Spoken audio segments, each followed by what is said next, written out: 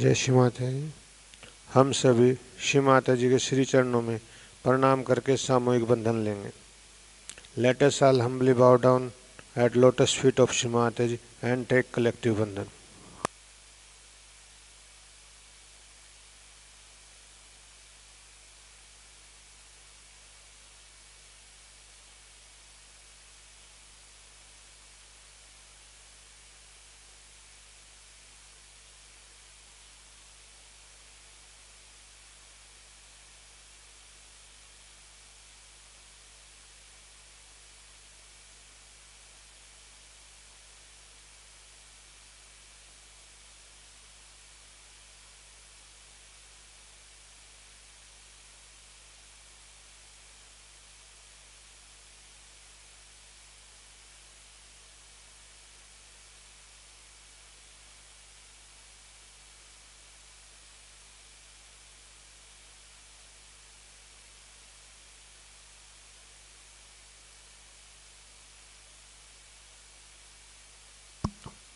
तीन महामंत्र और Shri Ganesh mantra. 3 mahamantras and Shri Ganesh मंत्राज।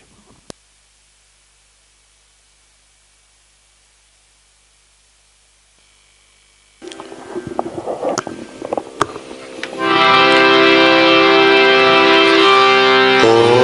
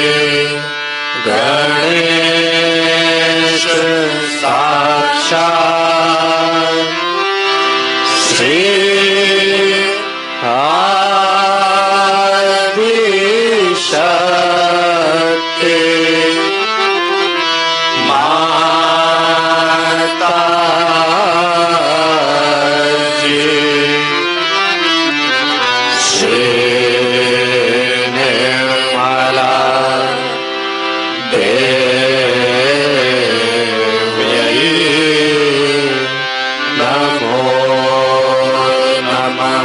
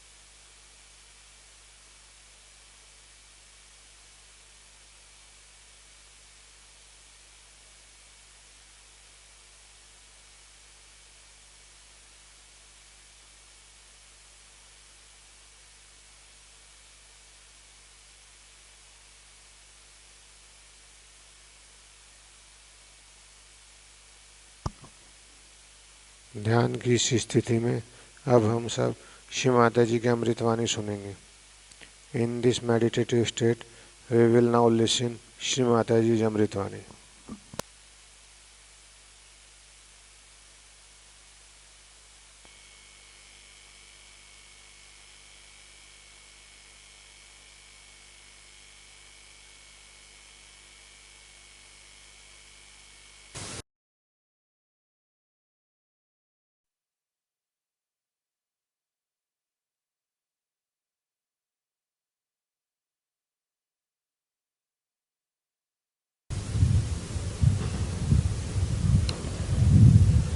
Today we have gathered here to do the puja to Sadashiva.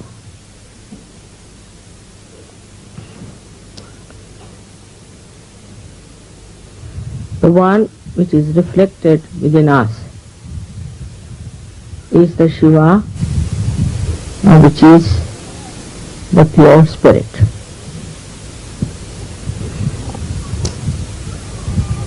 This pure spirit within us is the reflection of God Almighty, Sadashiva.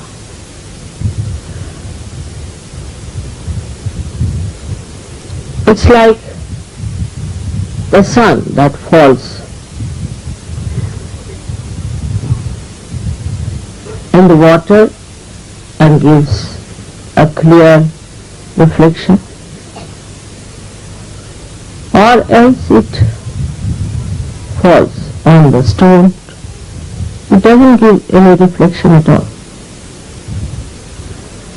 If you have, say, the mirror, the sun will not only fall on the mirror, but will reflect back its light. In the same way, in the human beings, the reflection of God Almighty is expressed in the way your personality is.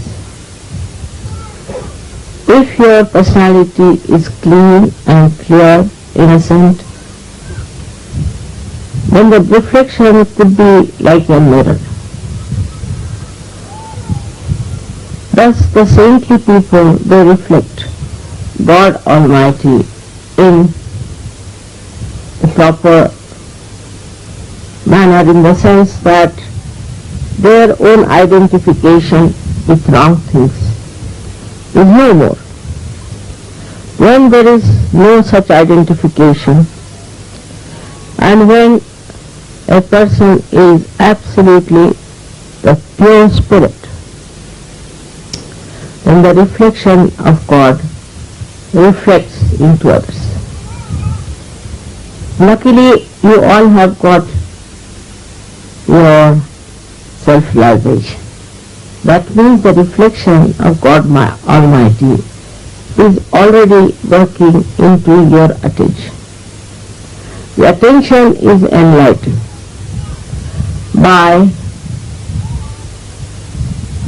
the power of the Spirit. The power of the Spirit is that it is a reflection. That means the reflection is never identified with the mirror or with the water. It is there till the sun shines. And when there is no sun, there is no reflection. So when you are in Sahaja Yoga, you have cleansed out yourself. Your Kundalini has also cleansed you. And now you are pure personalities. That's why this reflection is clearer and clearer, and people see it. See it on your face, they see it in your body, they see it in your work, in your behavior, in everywhere. It is difficult for people to really believe in themselves that they could be the reflection of God Almighty. They have some sort of a complexes about themselves, I think, that they cannot understand how they have suddenly become the reflection of God Almighty.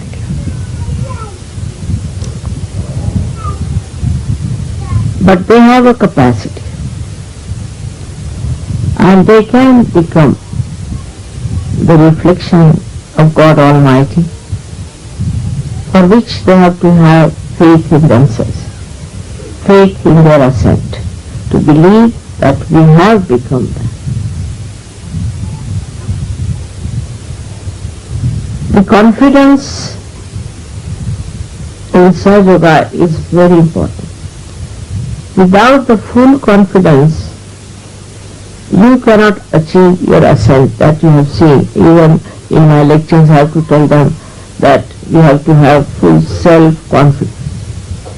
But confidence doesn't mean by any chance your ego, your aggressiveness. If you are confident, you are least aggressive. There is a story, a Chinese story, very interesting one, that one king wanted his cocks to win in the race they have about the cockfighting. So somebody said that there is a saint, if you can take your cocks to him, he will make them so strong that they will definitely win this race. So he took his two cocks and gave it to the saint, and he said, I want you to give them all the strength to fight this race. After 1 month, the king came and took these two cocks and put them in the arena where there were many other cocks also. So the cocks started fighting and attacking these two cocks. But these two cocks were just standing very patiently, absolutely calm and quiet. Any kind of attack, they were just looking at it as a fun. And all the cocks got tired and they ran away from the arena, and that's how these two cocks won the game. This is what it is for us to understand. That for a person who is detached, he can never be attacked. We are attacked by so many identifications we have.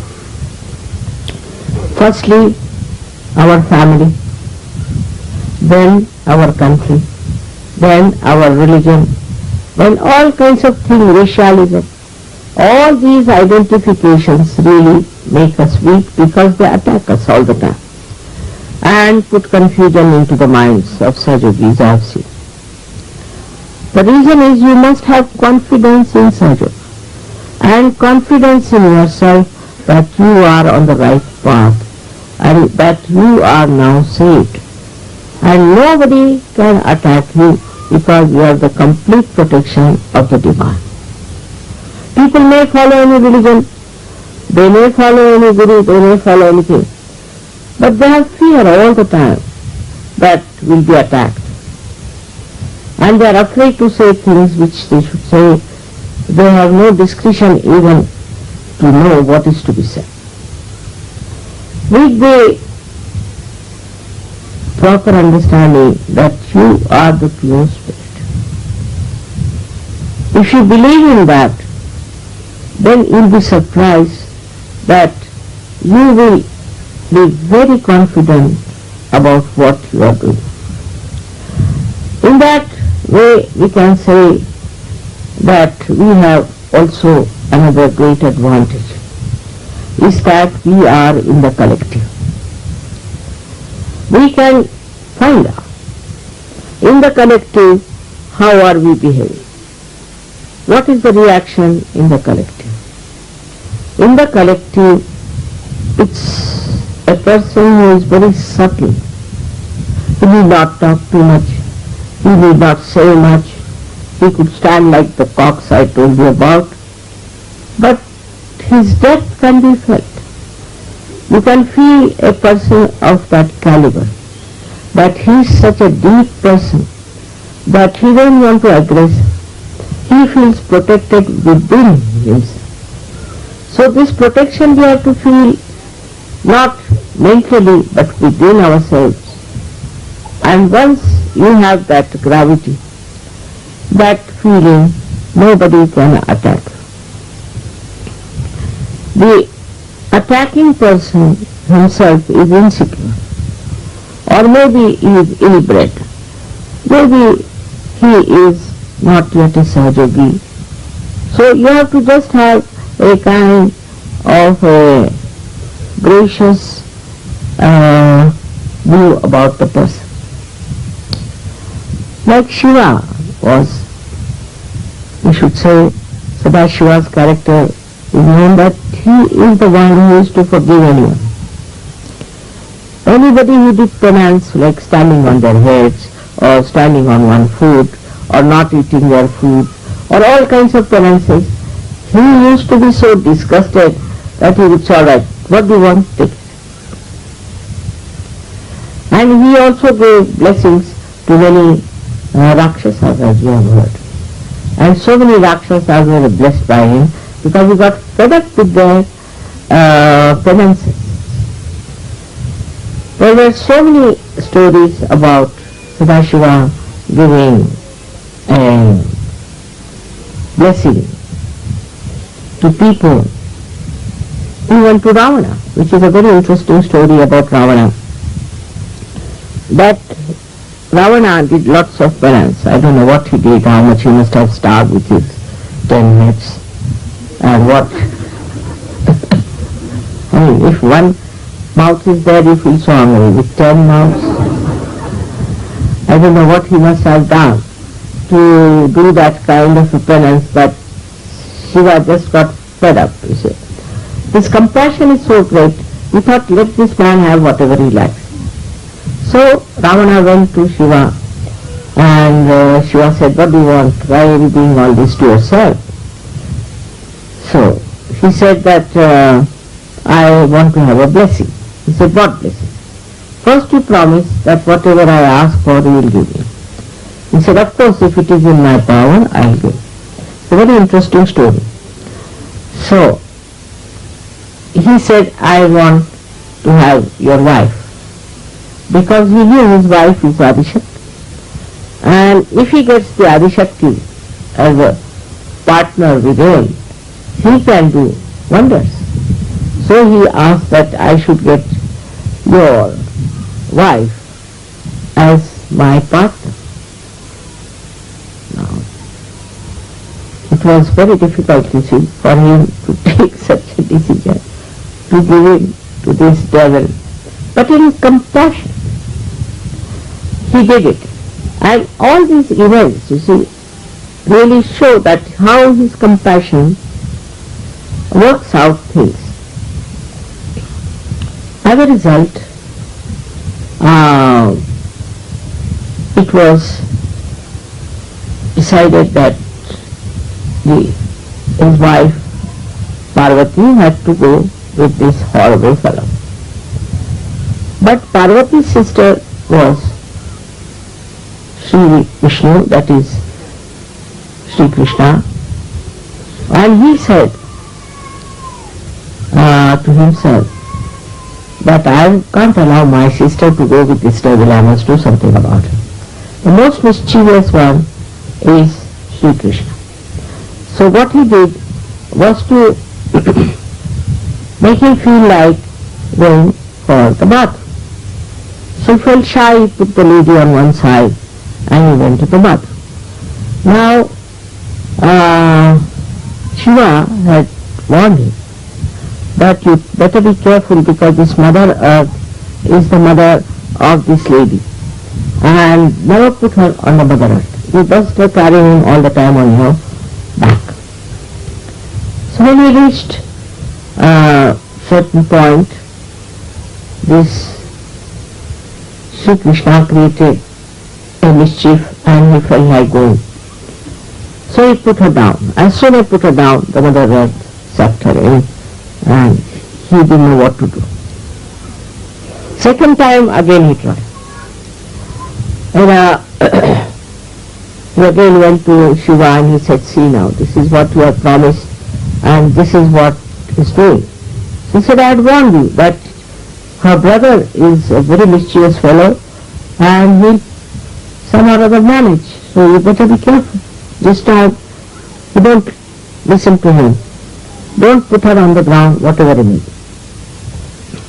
So this time he did another try, we can say, and carried her on his back. Suddenly he found a little boy.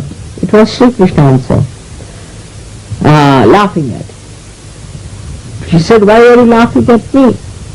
Oh my, why are you carrying this old woman on your back?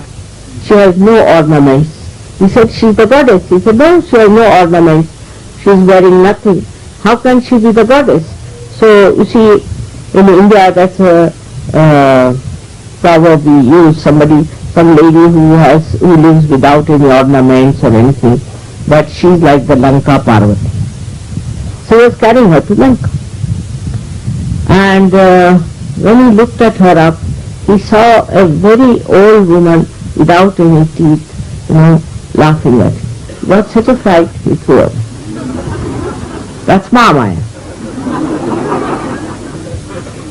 Then the third situation was, he went and told that you better tell your wife that she is not to listen to anybody and you better see that you give me your wife. He said, all right, she'll be born in Lanka and you can marry her. And her name was Mandodari. Now the great story goes on like that. But this Mandodari was the great worshipper of Vishnu.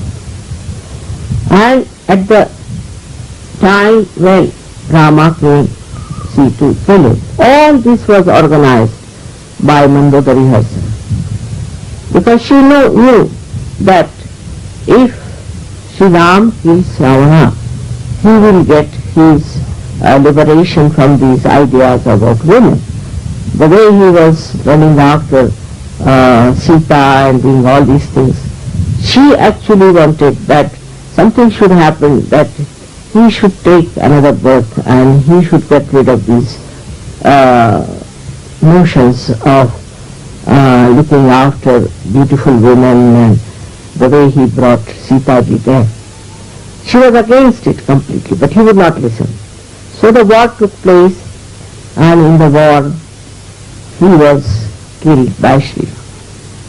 All this episode came because of the unlimited compassion of Sri Shiva. His compassion is to looks very illogical sometimes.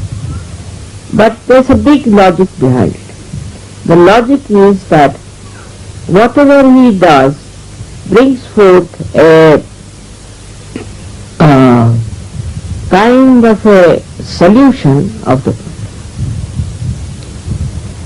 For example, there was a war on, and the war was going on, and that time there was a problem because there was one horrible devil who was given blessings by Shri Shiva that nobody can kill. He had given also blessing, what they call Varadhan, to another saint who said, I want to sleep now and nobody should disturb me. So he was given a blessing, anybody who disturbs you in your sleep, you can just look at that person and that will be reduced to ashes. So these two now. When the war started, you see, Sri Krishna thought best thing is to kill this devil with the same blessings that the saint had got. So he played, and he started running away from the battlefield, and that's why it's called as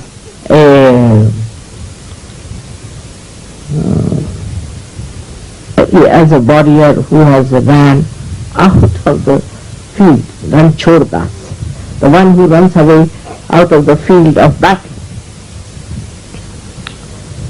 And when he was running, he was wearing a shawl, Sri Krishna. He just stealthily entered into the cave where this another saint was sleeping and put his shawl on top of that. So when he put the shawl on top of him,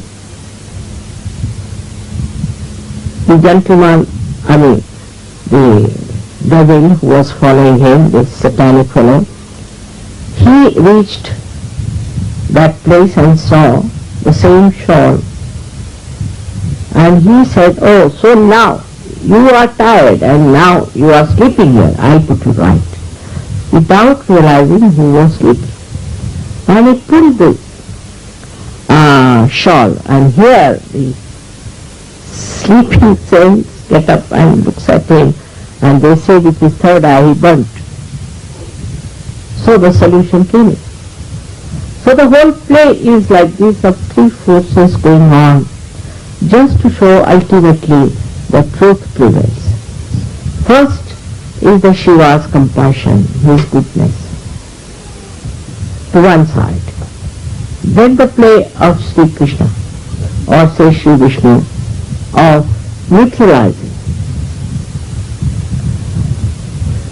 And the third is the play of Brahma, who creates things and who produces things. All these three forces are playing just to create an atmosphere for all of us to feel that there is something else is to be done towards human awareness. All they have evolved within us this desire to seek the truth. Now on one side Shiva is extremely compassionate, very kind, even to asuras, the Rakshasas. But on the other side, he can be extremely cruel, he can destroy the whole universe. If the people are so decadent, if the people do not take to spirituality,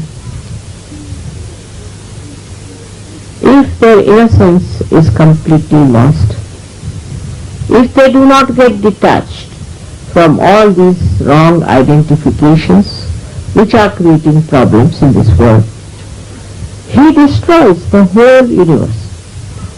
So as it is, he is the spectator of the work of Adi Shakti. He allows her to do all this work, to create human beings, to give them realization, do all this. But in case he finds that children, people who have been saved by her, are misbehaving, are insulting, or in any way destroying her work, he might get into a temper by which he can destroy the whole universe. But I don't think now there is any chance for him to do that, because we have now surgeries all over. But what I find among surgeries is this, that some of the surgeries grow very fast, steadily, strongly. They achieve their principle of Shivatata.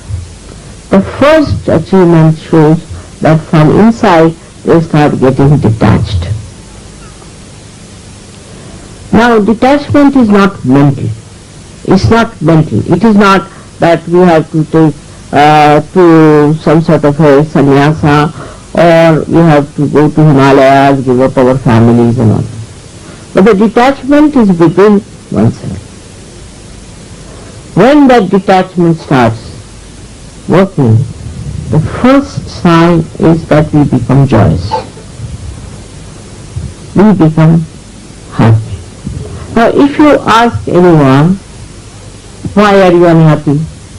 He'll talk about his wife, maybe his house, maybe his children, maybe his country, maybe society, whatever it is. So he gets absolutely upset or maybe very unhappy to see things happening around him. Now he is a realized soul. This unhappiness is not going to help. What is needed is now to know that you can correct all these ills of the society, of the family, of the whole country by transforming others, not by feeling bad. But while doing that, the main thing that you should have is a complete detachment. I was amazed when I first started Sadhyoga, how people told me about their own countrymen, country fellows. I was amazed how they told me about their own religions, how wrong things they are doing. I didn't know so much as they told me. And I thought that this is a detachment that has come, that they can see clearly what's wrong. What's wrong with my society, with my people, with my relations, with my family, with my country, with the whole world. But it's only possible if you are not identified to any one of them. Otherwise, you will never see the defects. You will never see what's wrong with that person. You can never even see the chakras which are catching. So the first thing that should happen is detachment. Now how to achieve detachment is the point. Many people ask me, how do you get detached? Because I am not attached, you see. So I am already detached. I don't know how to do that way. But for you people, I would say, to understand yourself, you should introspect. Try to find out. To what thing am I attached? Why am I miserable? For whom am I worried? Why should I worry? Some things, you see, which were never very important, they become very important to certain surgeries. For example, I was told that in the West people don't care so much for their children. But as soon as they get realization, they just get attached to their children like as if with some glue. They cannot think what is good for their children. Everything about children they think is their primary duty. The other day I was surprised when they told me that it's the parents who want to come after the birthday puja. I was shocked. I mean, just on the way is birthday puja, and why should the parents want to come after that? When I told Yogi, he said, Mother will be very happy if they are here, and they should be. It will help the children, it will help the parents. But the whole now attention goes to the children, that we must leave the children there, and we must look after them, and that's the only thing. So the attachment to children will definitely make you do such things which are not good for you. So this new attachment starts after Sahaja Yoga, I see, very common. Then another attachment is, say, to your family. Normally there are no such things in the West. People are not attached to their family much, you see, they drink, they do all kinds of things. Suddenly they become self-realized, and it's like a boomerang, they come back to the family. They're so attached to the family, attached to the house, attached to everything. I just can't understand. If you are becoming the pure spirit, then you are detached, because you are just a reflection. You are the reflection of God Almighty. So all these identifications drop out. Now, one may say how to drop it out. I never dropped them, but still I can suggest certain things which confirm. First is meditation. You should discover about yourself what's wrong with you. Which side is catching? Is it right or left side? With meditation you can find out. Are you attached to money? Are you attached to business? Are you attached to your family? Are you attached to your country in a way which is not such? Or to your culture which is not such? Then try to get rid of this attachment by meditation. You know how to get rid of the right and the left. This attachment will show on your fingertips, and you have to see for yourself what centers you are catching, in which way are you in trouble, and then you can clarify it very simply by taking a very simple search treatment. I think here we fail that once we get attached to something, we don't even think we are getting attached. We think we are doing very great thing because now we love this person, love that person. Shiva's qualities. The compassion part. You start getting attached to people. That is no compassion. That is no compassion of any kind. To be attached to any such things is no compassion, and you cannot have compassion of Shiva. Though people think it is the Shiva's compassion that is working within us. No. Because that compassion is very pure.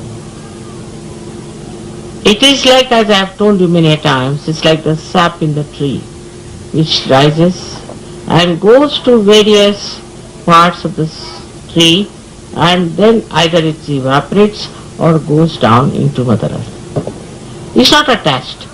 If it gets attached to one flower or to one leaf or to one fruit, then the whole tree will suffer and also the flower will disappear. So this kind of attachment to a particular thing, to a particular idea is not proper. In Sahaja Yoga I have found people are very adaptable and understand what they should do. But the main thing is meditation. In meditating on your heart, on the Shiva Tattva, on the principle of Shiva, you can definitely detach, and then the joy will be the maximum. joy will be the maximum. I have seen people have interest in, say, food, or in clothes, or in house, anything. You can have interest. You should have interest. But in that interest, there should be enlightenment that you cannot get attached to. Some people say, who are, say, from South India, they don't like North Indian food. Those who are from North India don't like South Indian. It's a big problem. I asked the people in Indian Airlines, why don't you have some standard food? He said, what is the standard food of India? Tell me. It was a question. Indians are very particular about their taste and food. So, it's a fact, we don't have any standard food in India. But in the same way we can say in so many other ways that in the West people run after things which are not necessary. They do things just out of fashion, or I don't know, because their personality is not grown up. If your personality is grown up, then you see everything from an angle which is much higher than others, and you don't get dissolved with others. What you know is much higher, much greater, and much more joy-giving. Now these attachments, people think that is very joy-giving. If you get a child, and if you have, say, a wife, everything are joy-giving. It's a very wrong idea. The joy comes from your own source of your spirit. Whether your husband is good, whether your children are good or bad, whatever they are, they cannot give you joy. It's only you can enjoy yourself. And this is why one becomes very forgiving. When nobody can harm you, then whom are you going to be angry with? That is another great quality of Sadashiva, is that he is extremely forgiving. He goes up to a point till he destroys the whole work of Adishakti. But otherwise he is very, very forgiving. And he also is very balanced about it. Once the Adishakti got very angry with the whole world was so decadent and all that, and she started destroying everything. So he put a little child under her feet, and such a big tongue came out with such a shock, she stopped her destruction. So his ways are such that a person who is to develop the Shiva principle within himself should be extremely forgiving. I know there are people who are very cruel, who are very torturesome. If you cannot bear it, all right, finish it off. I'll stand by you there. But if you can bear it, it's better to bear and undergo this experience of bearing it, because it's not difficult to bear than to get out of it. For example, a lady came to me and she said, I'm going to divorce my husband. I said, why? Because he comes home very late and I get very little of him. But I said, when you divorce, you'll not get him at all. What's the logic? At least now you see him whatever it is, whatever the time is there. But this is no solution. If you divorce him, you'll never see him. So what's the use of such a divorce? So many things like that can be understood once you are a detached person, that you are not to be attached to anything. Now, who can aggress you if you are not attached to anyone? Nobody can. Only thing, when you feel that you have to protest, you should, but with detachment. In protest also is important to absolutely to have a complete detachment. Now the main problem before us today is something else, is that we all have to ascend. And ascend with the equal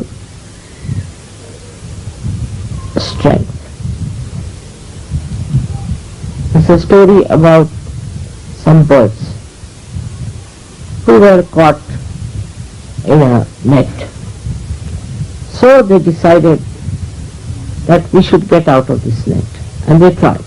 Everybody tried to get out, but nobody individually could work it out. So they all decided to fly together, 1, 2, 3, and go. And they took all that net with them, and they said, and they requested the rats that please come and cut our net, and they were freed. So if it can happen between the rats and the birds, why not between us? So in collectivity, we'll be amazed in the collectivity how we could be helpful and joyous with each other. Now say something is wrong.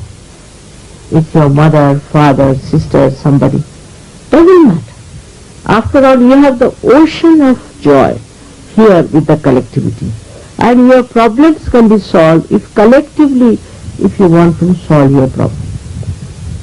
So we have to depend on the collectivity. Very much to be one with the collective.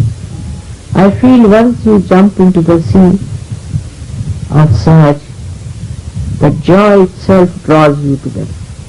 Meeting each other is such a joyous. We have had so many experiences of that, of Sahajogis who have told me how happy they were to find Sahajogis somewhere out of the blue, and how they felt happy.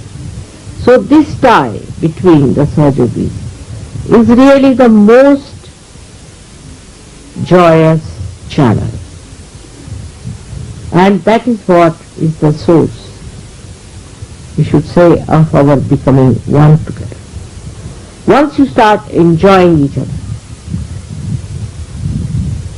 I have told you once a story of a great poet in India whose name was Namadeva, who was a tailor. And there was another one who was a potter. Sometimes I miss out in English words. This potter was another poet, and he was called as Gorakumbha. So when Namadeva went to meet him, a saint only feels like meeting a saint, looked at him and he just stood back. And then he said a beautiful couplet. He says that I came here to see the formless Chaitanya, but here the Chaitanya is in the form. Nirgunacha veti alo sagunacha. I came to see the formless, the see the vibrations, but here it is in the form that I see. Only a saint can say this to another saint. This kind of appreciation, this subtle appreciation is only possible between the two saints or between the many. They don't see he was kneading the clay, he was wearing a dirty dhoti doing that work. He never saw all these things. He never saw his body, face or anything. But he saw that the divinity personified it. This sensitivity of feeling for others, Sahajogis, should really develop within you. Then you won't care for nonsensical, superficial things. And this is one of the great principles of Shiva. He doesn't bother. You see his hair are all matted up. He sits on a fast-moving bull with both the legs like that, going for his wedding. Can you imagine?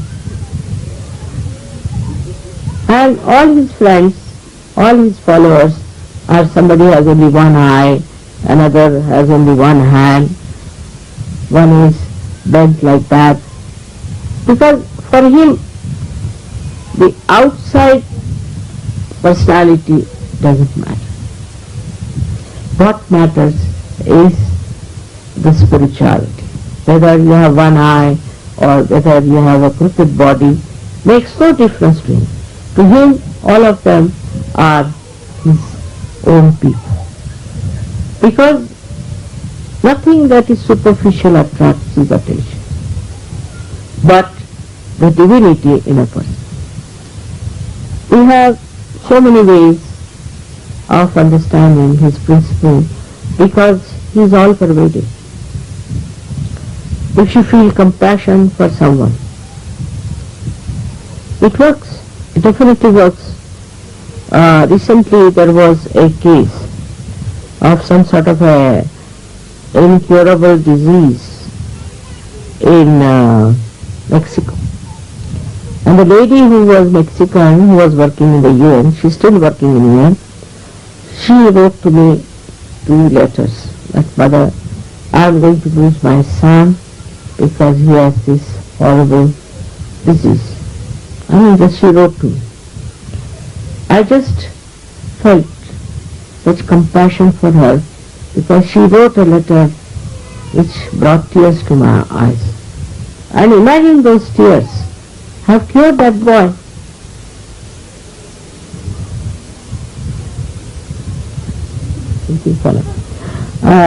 काय माहिती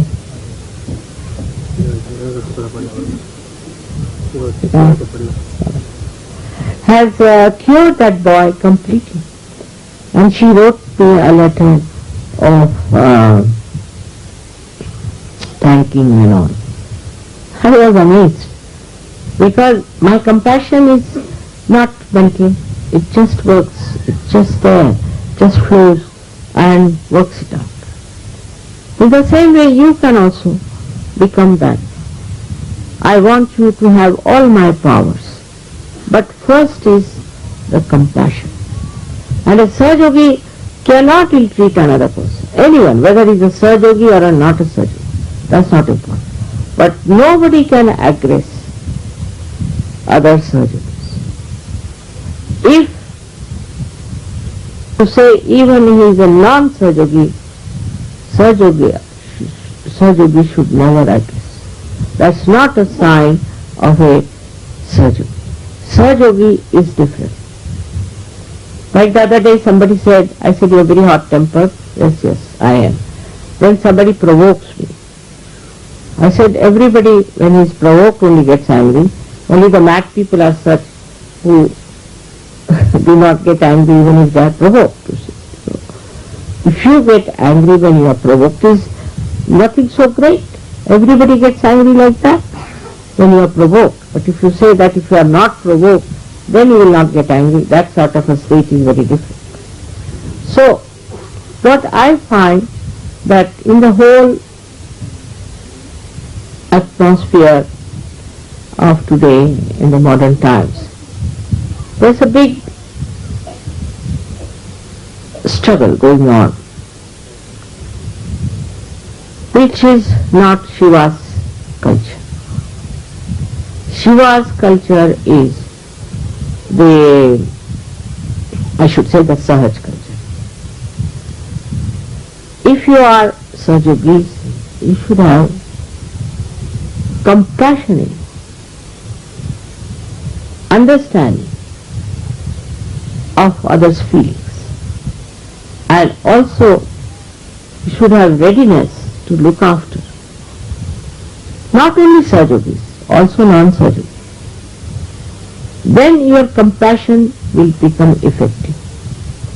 Now, as you know today, the biggest problem of today's civilization is that Western culture has gone to dogs. They are going, I mean, when you read the newspaper, you are shocked the way things are happening. I don't know how many will realize it before their destruction. It's really self-destructive. On one side, this is the self-indulgent and permissive society which is working. Now, on the other side, I find the Islamic culture is trying to oppose it. That's correct. They are trying to oppose it is correct. But the way they are opposing is creating problems. If you oppress somebody, don't do this, don't do that, then they will do it much more.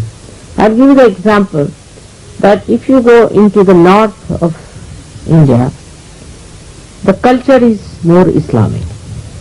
And the people are very licentious and all the time looking at women, and not all but many.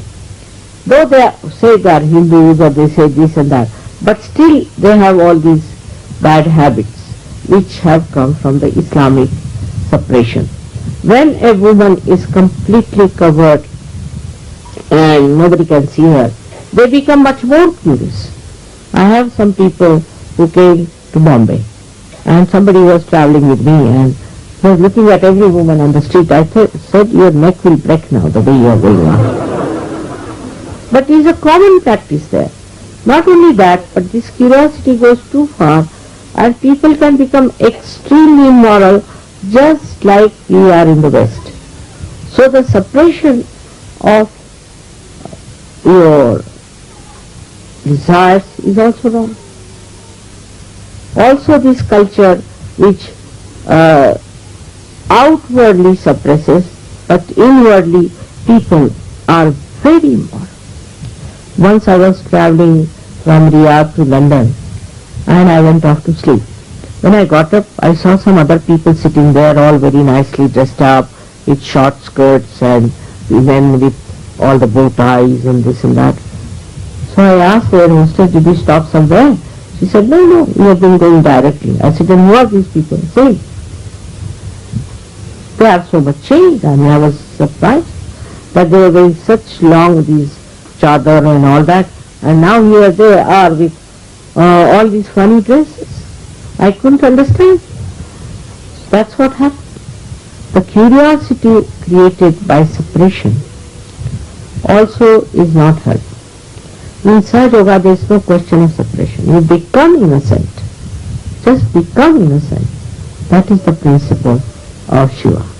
This Sahaj culture is in the center. It is neither too much of licentiousness nor too much of suppression, but it is in the center. Which is the Shiva's greatest principle is to be innocent. And this innocence just shines in you. I have seen it. You people, whatever you might have done before, but I see you are so pure. You don't have these stupid ideas of behaving in a manner that is so Western. Also, so many Islamic people I have seen who have come to Sahaja Yoga have become very, very Sahaj and are leading a very good life. We have some Iranians who sent me letters of their confessions and I was shocked. I never read them because it was too much for me. And now I find them to be the most moral people that we have. So going to one extreme is wrong or to another is wrong, but to be in the center, in the Sahaj, is the best way to understand what is so important for life is morality. And that comes from your innocence. And that is the quality of course, Shri Ganesha, who is the son of Shiva, but is emitted through the innocence of Shri Shiva. Now, I think in the next lecture of Shiva I will talk about innocence to you. But for this one, you have to understand the detachment. The detachment that should evolve within. It cannot be forced, but through meditation you can develop that detachment within you, which will be really joy-giving. So many qualities of Shiva can be described. And I think in so many lectures I have told you about him. I have to just say that you should have also collective meditation in your ashrams. It will be a good idea. If you can try collective meditation, it will be nice. But you don't have to give vibrations to anyone. You don't have to look after the chakras of others. You just bother yourself. What's wrong with it? And now whatever is the solution for your ascent, you should do it. Because the responsibility of the whole world rests on surgeons. This you know that there is no way out without Surya Yoga. To save humanity from all kinds of problems, Surya Yoga has come on this earth. So it is your responsibility to keep yourself in proper shape as far as Surya Yoga is concerned. Get rid of your left and get rid of your right, and then to spread Surya Yoga, not by bombastic words or aggressiveness, but with love and compassion. I am sure we have done a lot, we have achieved a lot, but there are still some points here and there which is a very unpleasant task for me to correct them. But whatever it is, I have to say that it's working, and everybody should look at themselves and feel happy from where they have come here and how far we have to go. May God bless you.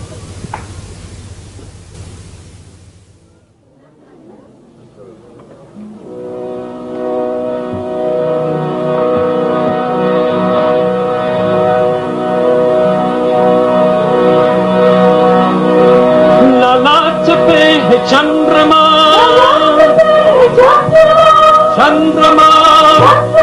जथा में गंगाधार है, गंगाधार है, ललाट पे चंद्रमा जथा में गंगाधार है, जगे आसमान गले में पहाड़ है, नहारने विशेष प्रेम तुम्हारी भक्ति में सूर्य का प्रकाश श्री तुम्हारी भक्ति में, श्री तुम्हारी शक्ति में, श्री तुम्हारी शक्ति में।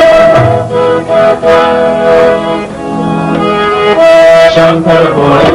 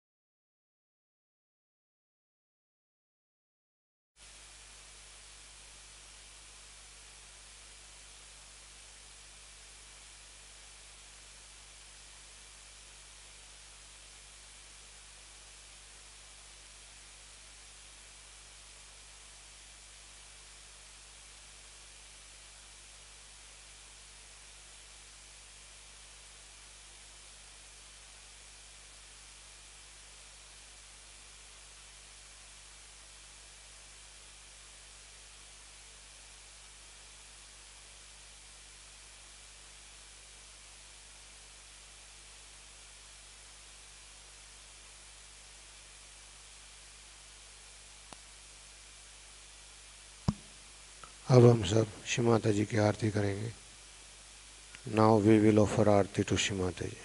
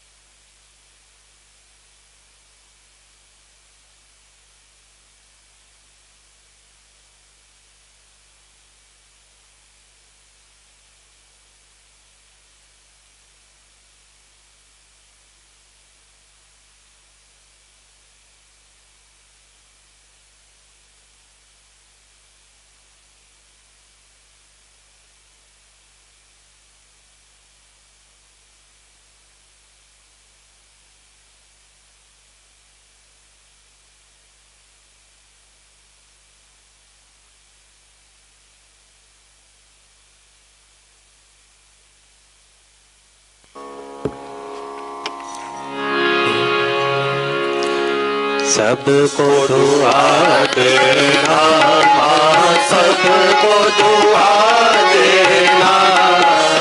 जय निर्मल माता जी, जय निर्मल माता जी, दिल में सदा रहना माँ, सबको दुआ देना, सबको दुआ देना, सबको दुआ देना। जय निर्मल माता जी, जय निर्मल माता जी, दिल में सदा रहना माँ, सबको दुआ देना। जग में संकट कारण कितने लिए अवतार माँ, कितने लिए अवतार।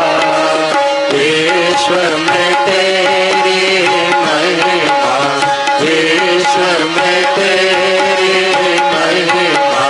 तू गंगा यमुना माँ, सबको दुआ देना, सबको दुआ देना माँ, सबको दुआ देना। जय निर्मल माता जी, जय निर्मल माता जी, दिल में सदा रहना माँ, सबको दुआ देना। जो भी शरण में आया सुख ही मिला उसको माँ, सुख ही मिला उसको। बैठ के दिल में ओ माँ, बैठ के दिल में ओ माँ, लौट के ना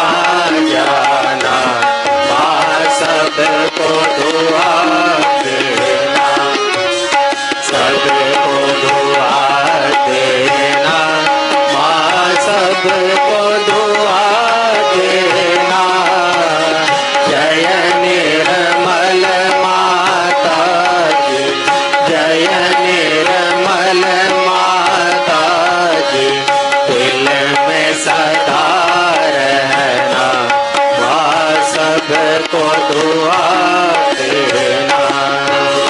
मानव में अवतर के कर दिया उजियाला, माँ कर दिया उजियाला। कलयुग में माया है, कलयुग में माया है, फिर भी पहचाना। माँ सबको दुआ देना, सबको दुआ देना। माँ सबको दुआ देना। जय निर्मल माता जी, जय निर्मल माता जी। दिल में सदा रहना, माँ सबको दुआ देना। संत जनों की धरती है भारत माता, माँ है भारत माता। इस धरती पर आकर, इस धरती पर आकर दुख से दूर करना। माँ सबको दुआ देना, सबको दुआ देना। माँ सबको दुआ देना। जय निर्मल माता जी, जय निर्मल माता जी। दिल में सदा रहना, माँ सबको दुआ देना। जब दिल में आए तब मधुर संगीत सुन लो, माँ मधुर संगीत सुन लो। होए सके जो सेवा, होए सके जो सेवा, हमसे करा लेना। माँ सबको दुआ देना, सबको दुआ देना। माँ सबको दुआ देना। जय निर्मल माता जी, जय निर्मल माता जी। दिल में सदा रहना, माँ सबको दुआ देना। माँ सबको दुआ देना, माँ सबको दुआ देना।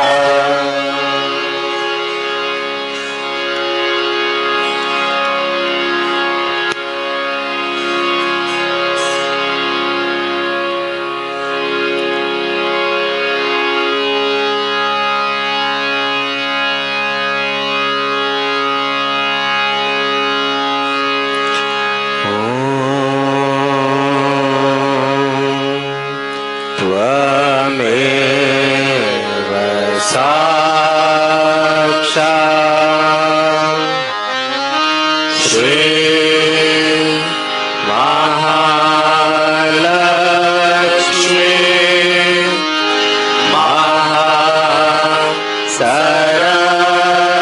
महासरस्वती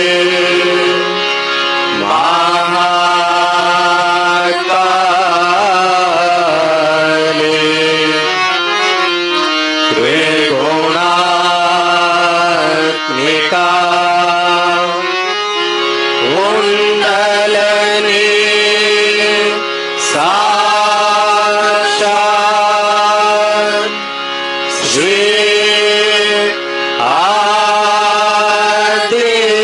आदिशक्ति माता जी।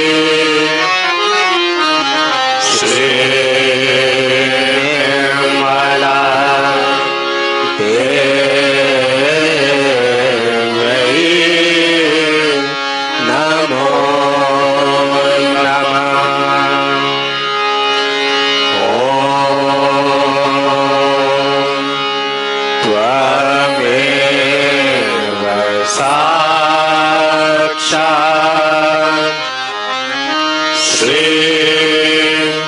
कल की साक्षात श्री आदि शक्ति माता की श्री निर्मला देव्यै नमो नमः। ॐ त्वमेव साक्षात् श्री कलकी साक्षात् श्री सहस्रार स्वामिनी मोक्ष प्रदायिनी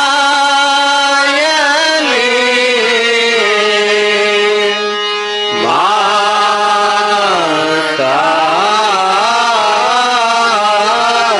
जी श्री निर्मला देव्यै नमो नमः। श्री निर्मला देव्यै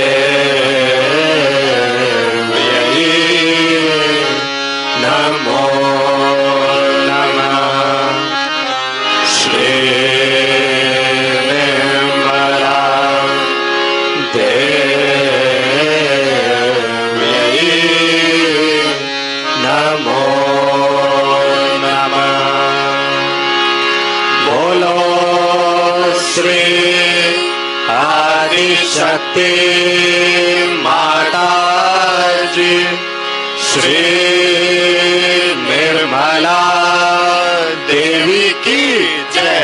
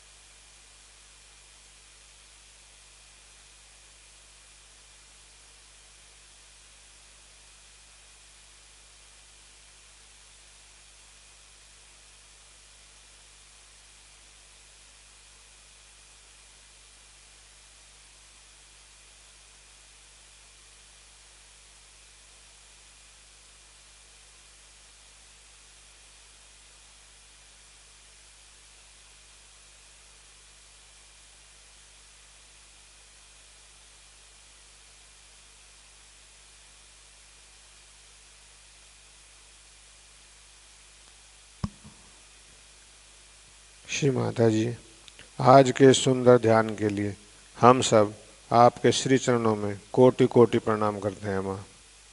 श्री माता जी, we humbly bow down at your lotus feet for today's beautiful meditation. जय श्री माता जी।